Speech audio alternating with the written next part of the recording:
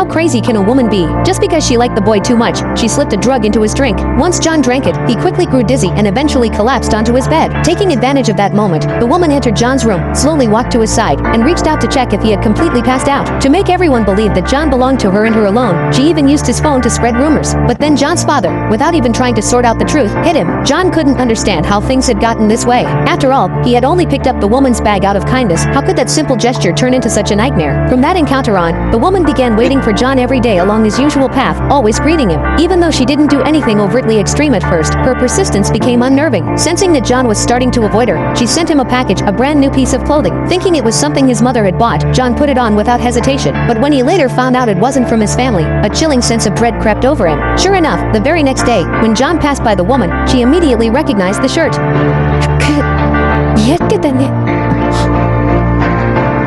From then on, John began receiving package after package until they piled up in his home. He wanted to send everything back, but the woman refused. Faced with such obsessive behavior, John was terrified. One day, as the light turned green, he mustered the courage to tell her not to send anything else and not to greet him anymore. But how could she possibly let it go so easily? John naively thought he'd be safe if he just stayed at home. But then the scene from the beginning of the story happened. That was when he finally called the police. Although the woman hasn't harassed him lately, John was already mentally shattered. Every time he stepped outside, the fear lingered, and eventually he couldn't even bring himself to attend school. His family arranged for him to see a therapist. To overcome his trauma, John had no choice but to leave his hometown and try to start over in another city. After some time, John managed to live a somewhat normal life again. Still, he carried a deep resentment toward the gaze or kindness of others. That was until he happened to meet Jenny, a cheerful and lively girl, who gradually helped him open up to people again. Just when he thought things were finally moving in the right direction, something he never imagined happened. The woman went after Jenny.